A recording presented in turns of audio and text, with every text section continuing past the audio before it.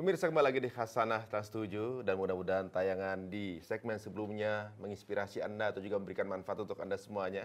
Karena kita masuk di segmen terakhir tentunya dan kita akan mulai dengan pertanyaan-pertanyaan yang mungkin kegelisahan dari Anda semua yang sudah di-share kepada kita. Termasuk mungkin secara pribadi saya juga mau tanya nih. Nih Ustadz, sedikit pertanyaan Ustadz nih. Kebanyakan untuk para pria, nih tadi ibu-ibu nih, kebanyakan untuk para pria, para suami-suami itu kan kalau istri itu mengabdi kepada suami Ustadz ya. Iya, betul. Nah lelaki itu mengabdi kepada ibunya. Betul. Nah, jadi para semua itu kebanyakan tuh kalau setiap bulan itu suka mengirim ke orang tua. Betul. Nah, mengirim ke orang tua itu baiknya sembunyi-sembunyi atau enggak dengan istri, begitu. Iya, Dan iya. kalau kadang-kadang soalnya juga istri ketika menemukan ini banyak amat transfer gitu misalnya, Iya. suka cemburu gitu. Kok orang tuaku nggak sebanyak ini misalnya kayak gitu.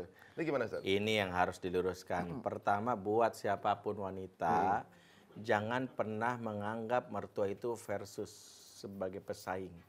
Selama mindsetnya mertua itu pesaing, itu akan membuat kita selalu setiap pemberian anak kepada ibunya sebagai hal yang menyakitkan. Tapi anggaplah itu bagian paket pernikahan. Aku nikahi anaknya pasti dapat emaknya, kan gitu ya. Pasti dapat bapaknya, paket yang nggak bisa ditolak. Karena itu jangan menganggap itu, karena apa? Suami yang baik sama kita ini itu didikan dari emaknya. Harusnya kalau kita paham ini, bersyukur mamahnya sudah memberikan kebaikannya sehingga jadilah suami itu menjadi pribadi yang selalu memberikan kebaikan, maka harusnya kita lebih baik lagi dalam membalas kebaikan mertua kita. Itu dulu. Jadi sehingga tidak ada rasa bersaing. Bahkan kalau dia lebih lagi, ingat, pemahaman rizki jangan dibatasi dengan uang. Bahwa ketika seorang anak mendapatkan rizki dengan uang senilai 500.000, itu bentuknya uang. Tapi rizki yang lain, istri yang diajak jalan-jalan ketika umroh, emaknya enggak, itu rizki. Banyak yang merasa bahwa mama kok dapat sekian, kamu tuh diajak umroh, kamu diajak makan bareng, mama diajak ke bioskop aja nggak pernah. Sekali diajak nonton film hantu jeruk purut, kan bahaya. Masuk aja lemon ya. Iya, harusnya kan adalah mama itu kalau cuma masalah uang itu harus dipahami. Pahami yang dua, jangan anggap pesaing. Yang kedua, jangan menganggap bahwa itu adalah bentuk dari yang namanya rizki yang tidak adil. Bentuknya berbeda kan. Yang ketiga, peran suami. Suami justru bentuk kekoaman ada di sini nih. Kekoaman seorang suami adalah mampu membuat supaya istrinya mau respect dan hormat kepada sang ibu. Kenapa? Karena dia harus bisa menunjukkan bahwa nggak mungkin aku bisa melepaskan ibuku. Jangan pernah memilih apakah milih aku dengan ibumu. Karena lelaki soleh tidak akan pernah memilih istrinya. Ingat, pasti dia memilih ibunya. Kenapa? Kesolehan identik dengan syariat yang tak boleh dilanggar dengan perasaan. Perasaan sih cinta sama istri. Tapi untuk ibu nggak bisa dikalahkan. Maka bilang, sampai kapanpun kau akan menjadi yang kedua. Tapi tidak akan ada yang ketiga dan keempat. Gitu ya. Tapi walau alam nanti kan gitu ya. Sekarang. Begitu. Jadi gitu. harus diyakinkan. Ya, jadi jangan justru sembunyi-sembunyi. Kita harus menunjukkan gentleman seorang laki-laki adalah menunjukkan bahwa aku memberikan hak ibuku sebagai bentuk kewajiban. Engkau mendapatkan kebaikanku dengan perlakuan istrimaku karena ada wanita ini loh. Begitu. Oh, sambil mengedukasi istri Ya, berarti ya. sama yang berikutnya, libatkanlah istri supaya dalam kebaikan. Misalnya, biarlah istri yang memberikan itu kepada ibu. Misalnya, mama butuh baju baru, kami beliin deh. Supaya sang ibu juga nggak curiga, Allah paling dari uang anakku juga, maka sang anak pun memberi juga, seolah-olah loh kok dapat dua gitu ya. Padahal yang satu itu sudah dikasih tahu berikan, dari kita juga berikan, supaya mertua pun menyadari ternyata menantunya pun tidak merampas anakku yang aku didik, dia memberikan kebaikannya, berlomba-lomba menyenangkan hati orang tua. Yang berikutnya, rizki yang mengalir saat ini bisa jadi adalah karena kita berbuat baik sama ibu kita.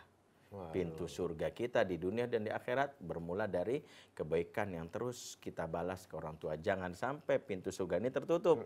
Maka kalau ditanya, bersyukur sama Allah ya istriku, kita diberikan kelancaran, salah satunya karena doanya mama.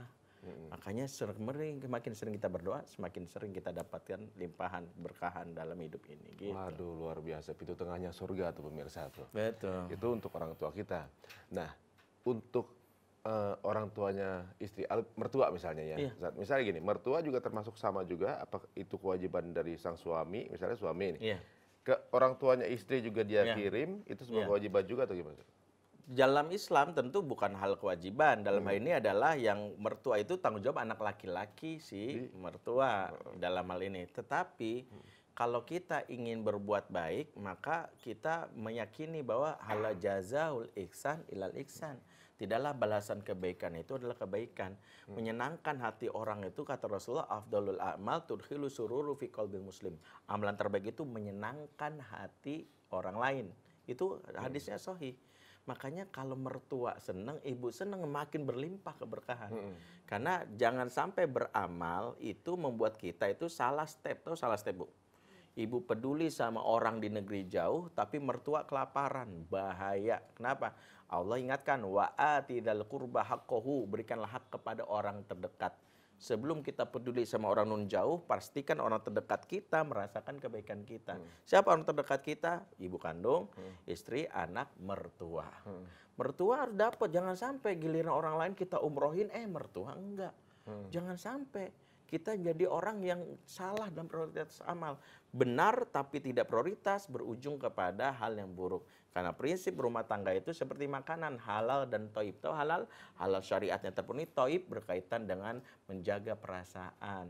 Kalau makanan halal tanpa toib, jadi penyakit. Begitulah hubungan suami istri yang halal tidak toib, ujung-ujungnya jadi penyakit, akhirnya ribut.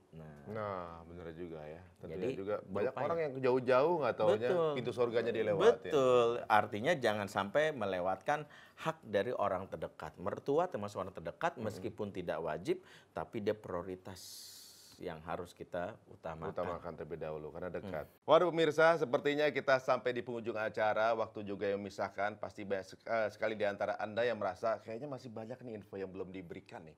Makanya tonton terus acara kita, tunggu terus tentunya di episode berikutnya. Dan jangan lupa untuk follow Instagram kita, Hasanah_T7. Jangan lupa juga subscribe YouTube kita, Hasanah Trans 7 Official. Ibu-ibu terima kasih untuk hadir di sini, Ibu-ibu. Mudah-mudahan bisa ketemu lagi di episode berikutnya juga Ustadz Benri ya.